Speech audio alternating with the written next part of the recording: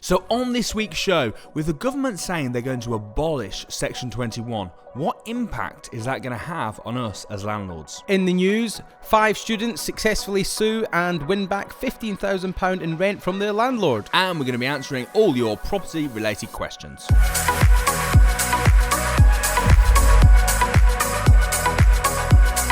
Welcome to the Property Investors Podcast. Thanks so much for tuning in. Make sure you subscribe so you never miss an upload. You can catch us on Apple Podcasts, Spotify and YouTube. Enjoy this week's show and don't forget to share it with all your friends. Hi, I'm Russell Leeds. I'm Alistair Cunningham. And welcome to the Property Investors Podcast. It has been a good week because we had Easter last week, which meant we had 4 days completely off and literally I did nothing. Didn't you? No, over this. Well, I say nothing. I mean, I went into the park and things like that with the kids, but pretty much I did no work. Just to chill out 4 days. I just slept for like 9 hours a day. Oh, did you? As in a night. You know, I had a lot of sleep, a lot of rest. It was awesome.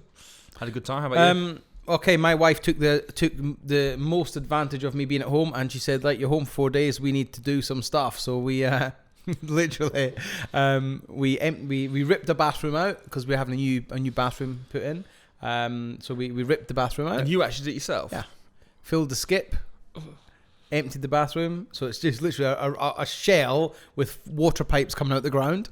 So we've done all that. We ripped a load of decking up in the garden because we're having the garden landscape. Oh my days, I loved it, mate. It was good. I don't mind a bit of hard work.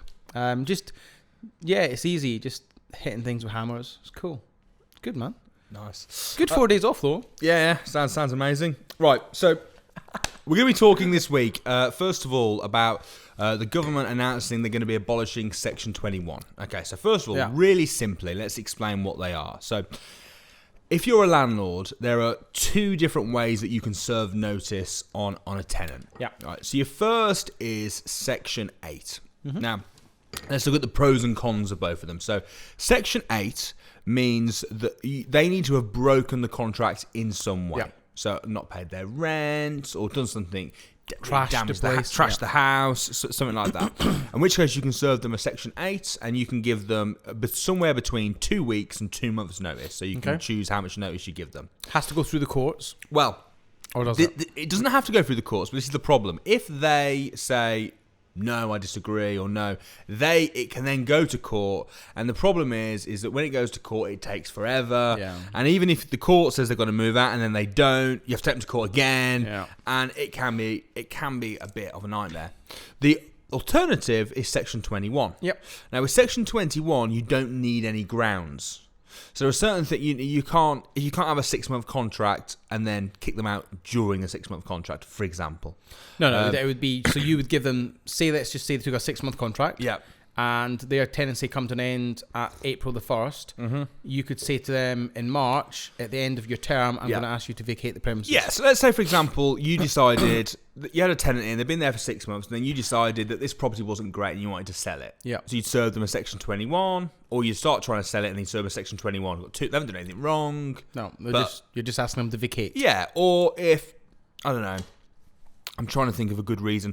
Now, a lot of the time, this is the thing, as someone who's run a letting agency, a lot of the time you'll use Section 21 even when they've broke the contract. Okay. Because you don't want the hassle of having to prove that they are bad tenants or having to prove that, and having to go through the courts and all that hassle. So you just think, look, I'll give them 2 months, they've got to get out, it's fine. So a lot of people use Section 21 even when they could use Section 8. Right, so that's the basics of what we're looking at here. Yeah.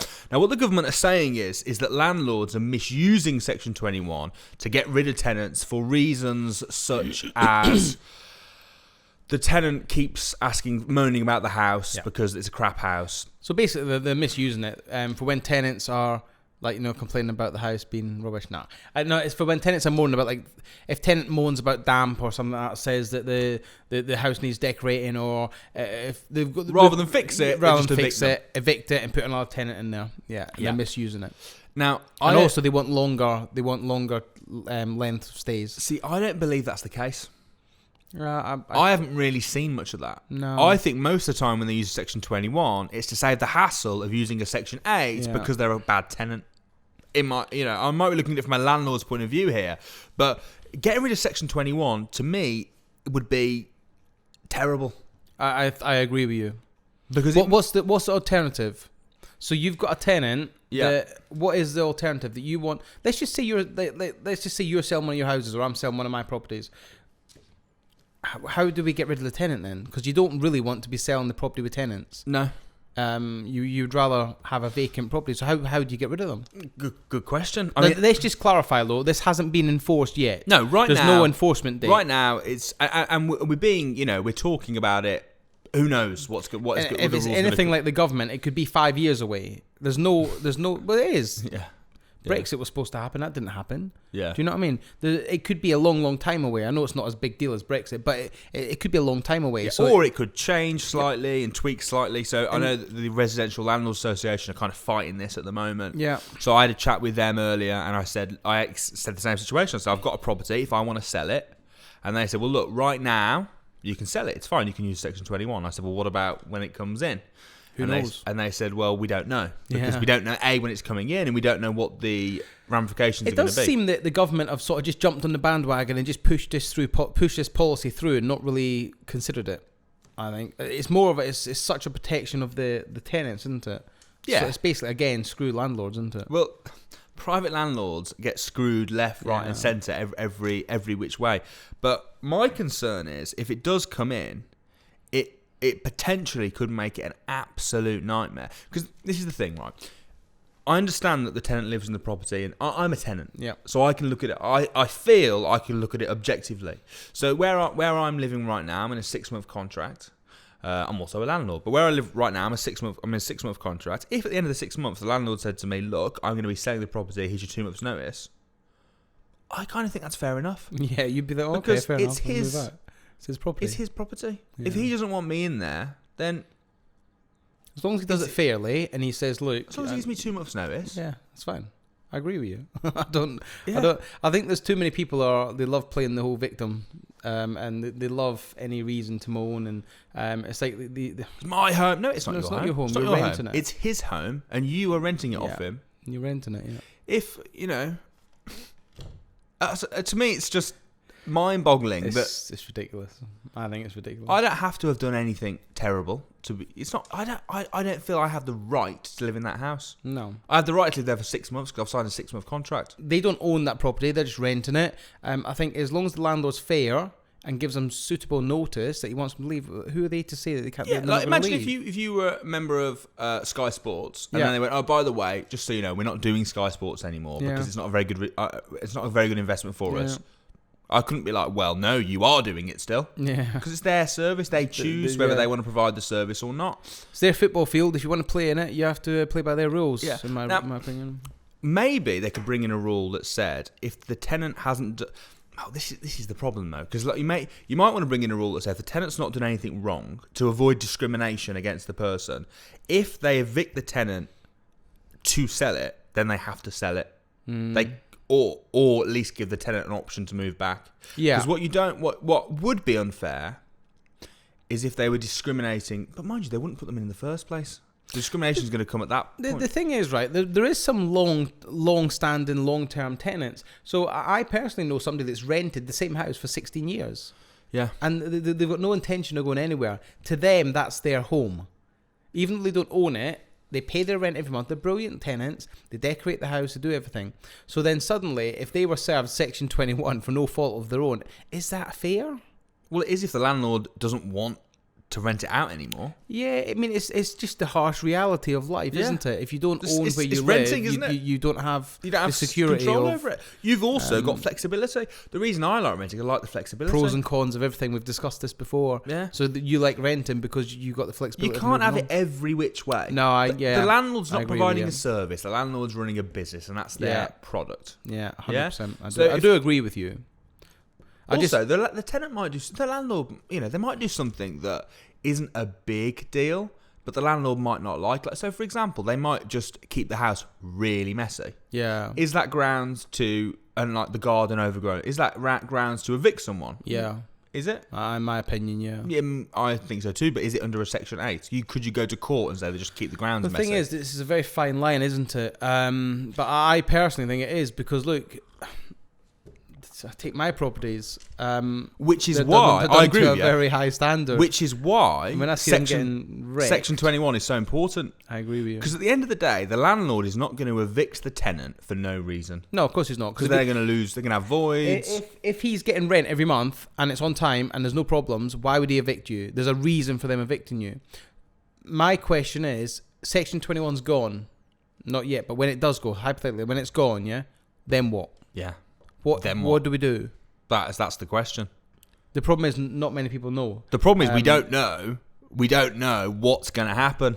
So we don't know, A, when it's going to come in. Is and it a B, case of... Are they going to replace it with... I was just going to say, is it a case of the government are going to say, Section 21's no longer valid, which means you cannot evict a tenant. However, Section 8, you can now do... Or Section 18 is going to be the new Section 21, but just a little tweak. Maybe. You know what the government like? Sometimes they have a rule change here, but something else. It does gets feel over though here. that they're hitting private landlords left, right, and centre at the moment. What's new?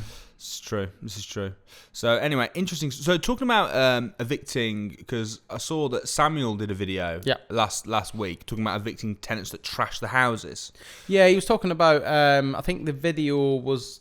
What was it titled? Tenants trash my house or something. Yeah. Something like that. I don't know. I'm asking the videographer. Yeah, but he said something like that. Oh, okay. Yeah, so he's talking about how to eliminate the risk of people trashing your properties. Have you ever had a property trashed? No. Like properly trashed? No, I don't know many people that have, to be honest. I know a lot of landlords. I know people that have had properties left in not a great condition, but not to the point where the kitchens have been ripped out and it's holes in the walls and things like that. I saw a news article for someone who did service accommodation. Nice party. Did you see this? Mate, whose was it? What was the guy's name? I can't remember. Is he a 16-year-old kid had their birthday party there, and basically the parents just hired it and went, knock yourselves out. Of course they did, because it wasn't their house. And they did £45,000 worth of damage. Yeah. What would you do with the parents? What would you do with the person that booked that apartment? Bailiffs. I'd be going straight through. I'd be going to the court. Money claim online. Get them through high court. Get bailiffs at the front door, mate. But they'd be saying, but it wasn't even my kid. It was the other kids. So it was their parents. They're responsible. They booked it. I'd be ruthless. I'm ruthless with this sort of stuff. Can you imagine? Ruthless. Imagine. I know. He's going to go for the insurance, I assume. Yeah, but it's just the inconvenience. Do you know Declan Archer? He finished a property in Liverpool, right by Anfield, service accommodation, big 6-bedroom house. He spent like 3 or 4 weeks doing it. The first guests trashed it. Literally, it went live on like a Friday. The first guests moved in Friday night. This was several months back, and they literally wrecked it. There was painting, there was writing on the wall. There was mess everywhere. There was beds were broken, and it's just he spent all that time and effort getting it right. It's just terrible. And once you actually got rid of all the mess, it wasn't as bad as it looked. But like, imagine going into that.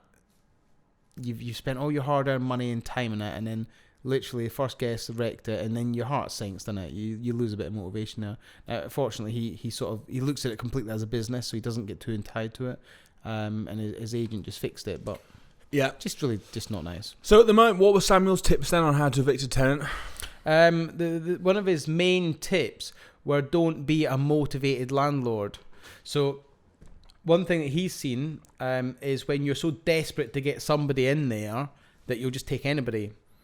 And I think that's the key point. I think the same applies to service accommodation. You can be quite, especially if you're going through Airbnb, you can only accept people that have had I would take people who've got reviews and all sorts. Although I got a bad review from Airbnb. Did you? It really peed me off, right? Because I didn't do anything wrong. It wasn't for that cottage you stayed at in Oxford, was it? No, it was the one in Germany. Oh, was it? Yeah. Why? It gave me a bad review. Do you know the one that left the key in the door? Oh yeah, I remember that. Yeah. Right. So I got an email through from Airbnb saying, the host has left you a review. In order to see his review of you need to write a review. Yeah. So I was like, if you wait 7 days, you can read his review, but then you can't leave a review. Oh, really? Yeah. No, I didn't know that. So I was just like, I kind of want to see what his review is. Just interesting, isn't it? You know, I hadn't even thought about it. But I was like, okay, I want to see what he's written. So I gave him a review. Gave him like 5 stars. The dick. I wish I hadn't. I was just giving him like a 1 star. And like he was like, they're nice people. but they left loads of rubbish in the kitchen. Okay. Right. And I was like, the rubbish we left, though, was in the bin. Yeah. Yeah, the bin was full because there was a lot of rubbish, but we basically filled his bin. But we'd been there like 2 weeks. Yeah. Like, come on, man. we hoovered it, we cleaned it. Well, I say we, Anna did. Hoovered it, cleaned it. She did a great job. It looked immaculate when we left. I thought if it was one of my servers, I'd be like, wow, they've done a really nice job leaving it. I thought, what? It's only recently gone up, so I assume he's only just started doing it, and he's just got ridiculously high expectations and wait until he gets someone that is a bad tenant. But I couldn't believe it. Bad review. Yeah, to be honest, in the bin. That's a bit rubbish, isn't it? In the bin. I had Airbnb of just they suspended my one of my properties for 5 days. They paused the listing for 5 days because somebody left me a bad review recently. Now you've been to the property. You've been there, yeah? It's in the countryside. Yeah, I've been there. So it's not it's not which one? Which SA are you talking about now? Oxford, the Oxford one, yeah. So it's not like a city centre apartment. No, it's an old rustic building in the middle of the countryside. Yeah, it is. Yeah. Where are you going with it? So there was a mouse got into the property in the countryside. I mean, it's not unheard of, is it? And there was one mouse dropping on the stair, just one. And she left a bad review saying there was mice droppings in every single room and it was disgusting and things like that. So I sent my cleaner in. I kind of think she's got a point. No, come on. I sent my cleaner in. Like that. No, I sent my cleaner in and I said, Lee, go and have a look at it. Take photographs of all the rooms up close and then proper go to town. I want to have a look at this. And all he could find was one mice dropping, and that was on the stairs. There was no mice droppings everywhere else. Yeah, but there's been a mouse in the You're in the countryside, man. Come on. I wouldn't like it. Would you like that, Nick? Wouldn't mind. One mouse, come on. It's not like there was mice droppings everywhere in every room. There was one mice dropping, and as a result, everyone else says great apartment, immaculately clean, and then there's one knobhead says one mice dropping, and she left like she made out the place was littered in mice droppings, and it's like just come on. And so they suspended my account until they spoke to me. I would be annoyed with that review going up there if I were you. It was just really annoying, really annoying. Anyway, sorted. When I went to Frankfurt, there was a restaurant, like a Vietnamese restaurant. I've got a little video. I have to show it you actually later.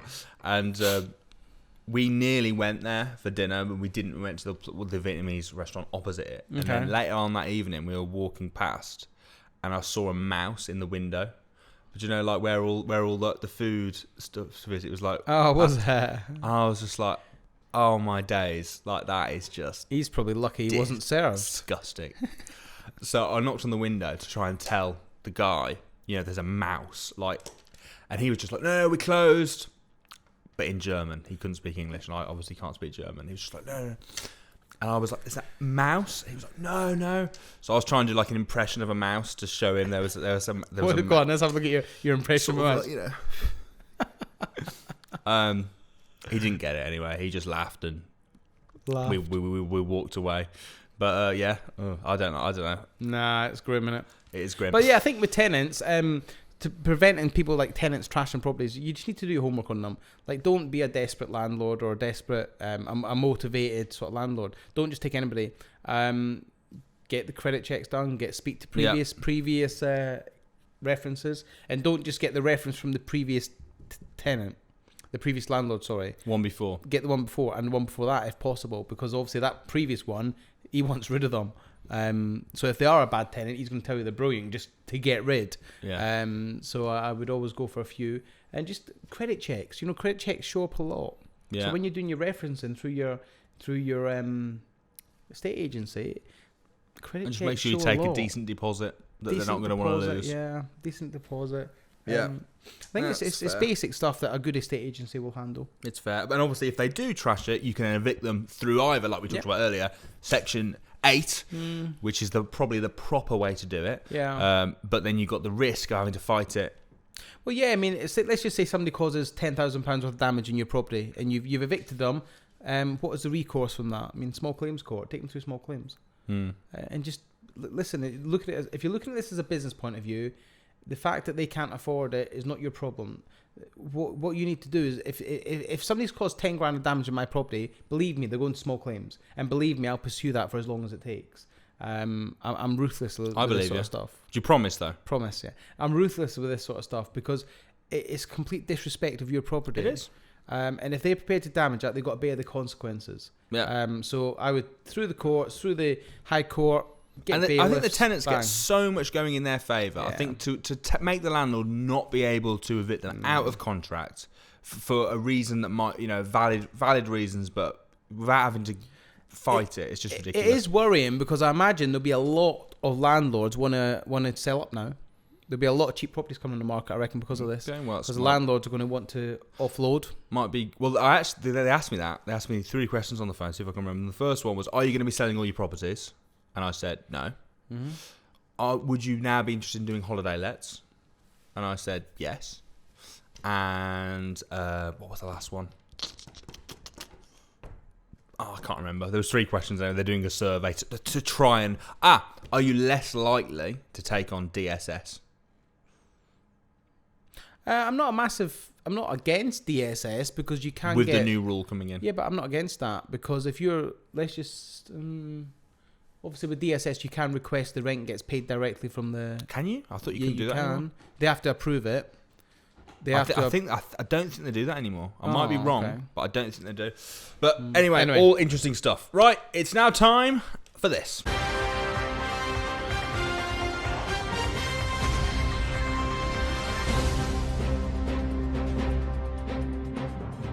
So in the news this week. Okay, so the title is I took my landlord to court and won £15,000. How 5 Leeds renters triumph over their landlord, and this went viral. Basically, I'm going to sum it up in a nutshell. Sum it up in a... Can you put those together? Yep. Sum it up in a nutshell. Okay, to sum up. In a nutshell or to sum it up? Whatever. Right, so these 5 students, they have a property, a HMO property in Leeds. They were renting it, paying their rent on time. The property was nothing wrong with the property. It was in good condition. It was heated. It was nice. It was immaculate.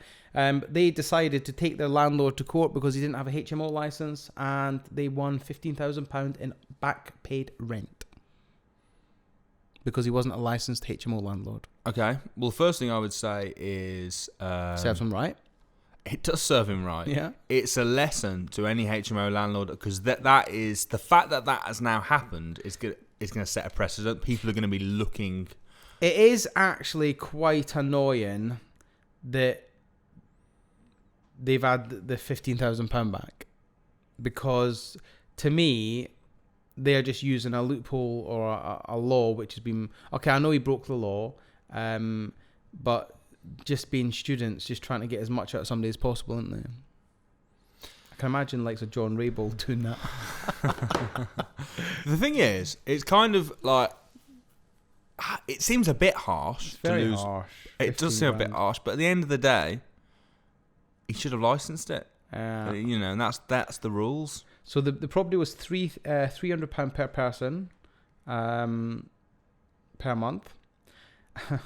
A year and a half after they moved in, Ben and his housemates were celebrating. See, that's just really annoying. They're celebrating like it's a victory after they successfully sued and took their former landlord to court and won £15,000 of their rent back.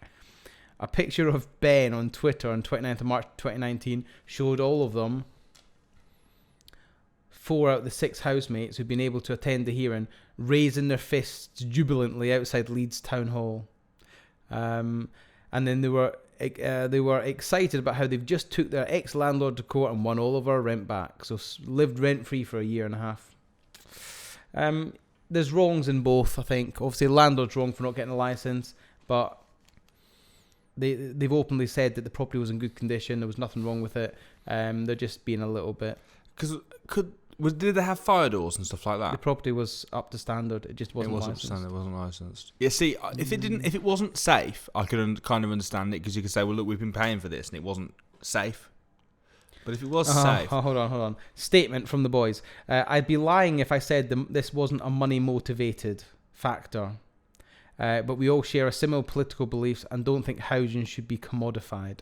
So they're lefties, aren't they? They believe that... John Rabel would love these people. He'd actually hate them because they wouldn't like John Rabel because he's a landlord. If a private individual is going to profit from property, we at least got hold of them accountable. If a private individuals are going to profit off property, we've at least got to hold them accountable for the things they do bad. It wasn't a personal vendetta against the landlord. He just broke a rule. Of course it was a personal vendetta. Well, it wasn't. It was of course just, it was. It was money. Listen, they've already said it in there. They've said it in the article. Quote from them. It was money orientated. Well, that's not a personal vendetta, is it? Well, it's against him. It's personally against him. Well, it's not personal. It's money, isn't it? It's not like they don't like the landlord. I think they contradict what they're saying. So they're going on about how it can't be commodified, but they've commodified it by basically getting all the money back. They're making it a money-making scheme. So yeah, I think the landlord's wrong. He should have been licensed. He should have had a license. But I think that what they did was not good. No, I don't think it was good at all. I think it was just kids. I think it was just young lads being. When we went to Uganda and we had the accident and they were all worried we were going to sue them, we were just like, no, don't be stupid. Like, yeah, you don't want to kick someone in order. To me, it's like kicking someone down because they've made a red tape mistake. Yeah. In order, it's just they're profiting from somebody that made a mistake. Now, if the landlord, imagine if it had been the other way around. Yeah. Imagine if he'd managed to charge them double rent. The uproar. Of course, it would be because they're students, and he's a rich landlord, as we all. But as most landlords probably watching this show will know, is that's not actually often the case. No, it's not. Most landlords are just hard-working people that have happened to use their money wisely to invest in property. Yeah, they're not. And that you know what I mean? They're not that could have crippled him. Yeah, of course it could have. That probably did cripple him, to be honest. And the thing being, right, is I get it. If he was a complete rogue landlord and the house was in disgusting condition and he had no care for their safety, but that's not the case. But the big lesson, the big takeaway is if you've got a HMO, follow the rules, get it licensed. They're not messing around. Then he's been made a scapegoat. Well, the thing is, that's a test case, isn't it? So you're going to get all these other students who have run out. They've used all their student loan money and they've run out of money, so they want to go out in the lash. And they're thinking of ways to try and get money. If I had an unlicensed HMO that should be licensed now, I would be panicking. Yep. Or you know what? Don't rent to students. Yeah, but anyone could do that. Yeah, I know. A professional tenant could do that. I find it quite frustrating because all it is they've taken They've just taken a bit of a bad situation and profited as much as possible from it. You just follow the rules. It's no different to follow the rules, guys. Yeah. Learn the rules, follow the rules. Don't just go into anything half-assed and not paying it. You need to know what you're doing. If you're going to invest in property, you're going to be a HMO landlord, you need to know the rules. Yeah. You need to be, Well, at the crash course, when Simon talks about HMOs, he always says about doing it right from the beginning, i.e. fire doors, fire safety, so that the property is good, so that if the rules do change, you're ready. Now, obviously, it was actually a 6-bedroom property, not a 5-bedroom property, so it needed a license. It was never any question of not needing a license. And he's obviously taken steps to make sure it was licensable, but he just never actually got the license. So it's a £15,000 license. Do you know what I mean? Yeah. It's cost them $15,000. I do think the students took advantage. It's not a nice situation all in all, but it's a hard lesson, but you have to take it on the chin, won't he? He's going to have to take it on the chin. Right, it's now time for this.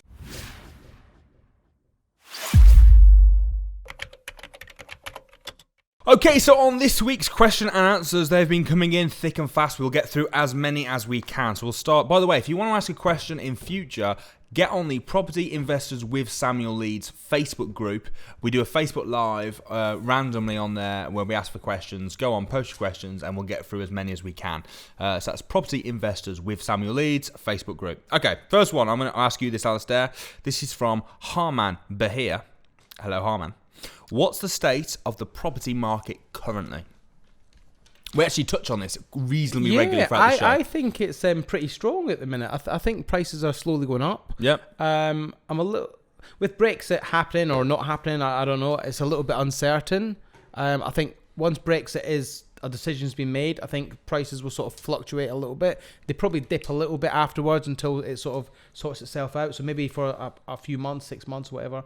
But I think fundamentally the market is strong. Rents are going up. They're increasingly going up. Even in London, the house prices are recovering quite slightly, and rents are strong. So I think it's good. Yep, I agree. Right, next. Okay, we've got one here from Anna Langford. Hey Anna, how's Dave? How you and Dave? Do you think the recent rent change in tenant rules will change anything for landlords? Yes, we just discussed that Section 21 earlier. I do think it's going to have quite an impact, but who knows, because the government haven't made yet a final decision on when it's going to be implemented and exactly what it involves and what it entails. So we just have to watch a space, watch out for the industry news, and we'll see what happens when it happens. Yeah. We can't really. I mean, we've talked about that quite a bit. Okay, here's a question for you, kind of relevant as well to what we were just talking about. Okay.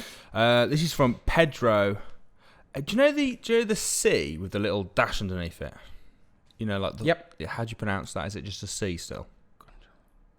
I don't know. Or would you like to say like ja or something? Is it like? Okay. Well, anyway, I'm gonna go for just being a C. So it's Pedro gone calves. Yep. But I'm guessing it's not that, so apologies, Pedro, for me butchering your name. But Pedro has asked this. Hey, guys. Hey, Pedro. Do you need any safety measures for a 4-bed, 4-tenant HMO? Or are they optional? E.g., fire doors, smoke alarms, fire extinguishers, etc. For this type of HMO at the moment? Well, I'll let you answer it. Right, okay. Right. Every single area has different rules. So the first thing you need to do is you need to pick your property wherever it may be. You need to speak to the local HMO planning office and you need to tell them what you're going to be doing with the property. They will have a list of amenity standards which you have to follow. They'll have a good practice guide for good landlords which will lay out what they recommend for conversion wise, i.e. fire doors, what you require as a good landlord. You have to follow amenity standards. I personally, irrespective of where it is in the country, if you're housing multiple tenants, it has to have fire doors. There's no question. But there is areas in the UK where you don't legally have to have them, but there's other areas where you do. So again, you need to speak to the local authorities.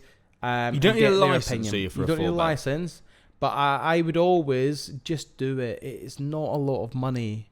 You're talking a couple of grand to get your property compliant in the sense of fire doors, fire safety. What you got to ask yourself, Pedro? Yeah, Pedro. What you got to ask yourself, Pedro? If there's a fire in your property and somebody dies, how are you going to feel about that? I'm going to have a pause for dramatic effect. How are you going to feel about that, buddy? Can we have something else? Can we have some flames or something on the screen, Nick, when he says it? Try to say it again. We'll get something really, really dramatic. Okay, you ready? Go. Are we actually going to do that? Yeah, of course. Cool, right, start again. No, you're not starting again. This whole thing is going to be in. They're going to see all this. But just go. All right. So, Pedro, let me ask you something. If you have a fire at your property, how are you going to feel if one of your tenants dies because you didn't put a fire door on? Right, now pause. Just pause.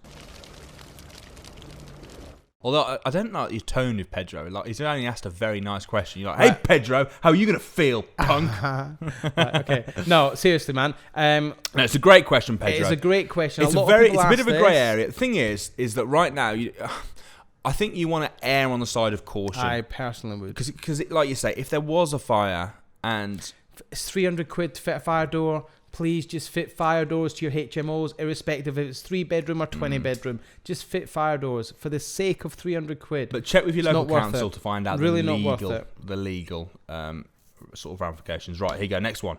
This is from Andrew McKee. Hey, Andrew. Can you list the main things to get your first HMO up and running? From starting a brand new limited company with a business partner to getting the keys in your hand. My company has no financial history, etc. That's a long ass question. It's not okay. So you've got a company set up.